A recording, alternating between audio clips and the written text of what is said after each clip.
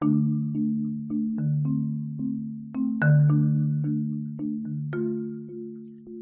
mengenalnya saat saya masih bersekolah di SMP. Andri namanya. Seorang anak yang nakal, usil, suka mengganggu orang, agak kriminal dan sebagainya. Sepertinya waktu itu jika saya berpikir tentang kejelekan, maka pikiran saya tertuju kepadanya. Suatu ketika setelah beberapa tahun berlalu, saya bertemu lagi dengannya. Pangling, segala sesuatunya telah berbeda. Sikapnya, gayanya, tutur bicaranya, pokoknya segala sesuatunya sangat berbeda dengan apa yang ada dalam pikiran saya. Padahal dulu saya sudah memvonisnya dengan segala sesuatu yang jelek. Dia masih mengenal saya, dan jahatnya saya berusaha menghindar karena terlanjur memberi cap negatif terhadapnya. Seolah-olah cap itu selalu nampak di keningnya.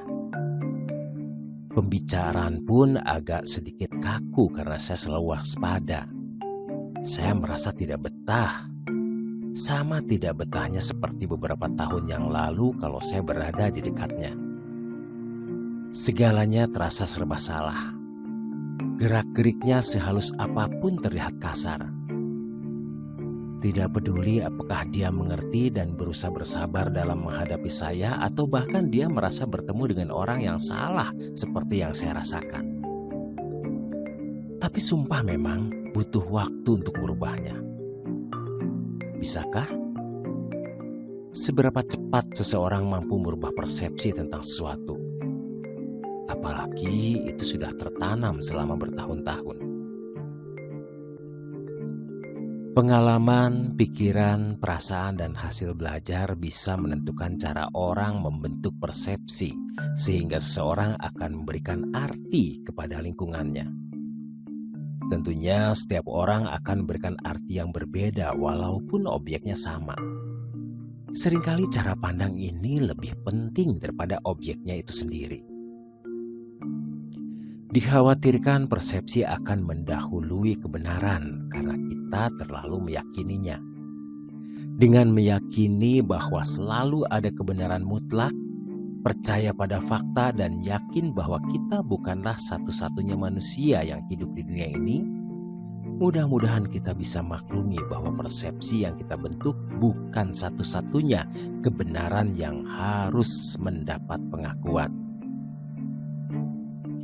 Ada wanita yang pernah dikecewakan oleh laki-laki. Kemudian menyimpulkan bahwa semua laki-laki sama. Dia membuat persepsi kalau laki-laki itu adalah makhluk jahat. Tapi itulah persepsi individu yang terbentuk karena pengalaman. Tidak akan sama dengan persepsi wanita lain yang memandang bahwa laki-laki adalah makhluk yang menyenangkan. Terkadang persepsi negatif yang dipublikasikan dapat mengarahkan orang lain yang awam untuk membentuk persepsi yang sama. Kenapa? Karena pada dasarnya orang tidak menyukai dan berusaha menghindari hal-hal yang negatif. Apalagi orang awam yang tidak tahu permasalahannya. Akan aman baginya untuk ikut membentuk persepsi yang sama. Bagaimana dengan sebaliknya? Persepsi positif yang dipublikasikan akan menjadi masukan bagi orang awam dalam mempertimbangkan suatu keputusan. Dia akan berkaca pada pengalaman dan pendapat orang lain kemudian meyakinkan dirinya untuk membentuk persepsi yang sama. Persepsi bisa mengarahkan manusia. Kadang orang tertarik pada sesuatu karena meminjam pengalaman orang lain. Bagaimana Anda bisa mengidolakan pesepak bola Pele, padahal Anda tidak mengenalnya? Tentunya dia pun tidak mengenal Anda.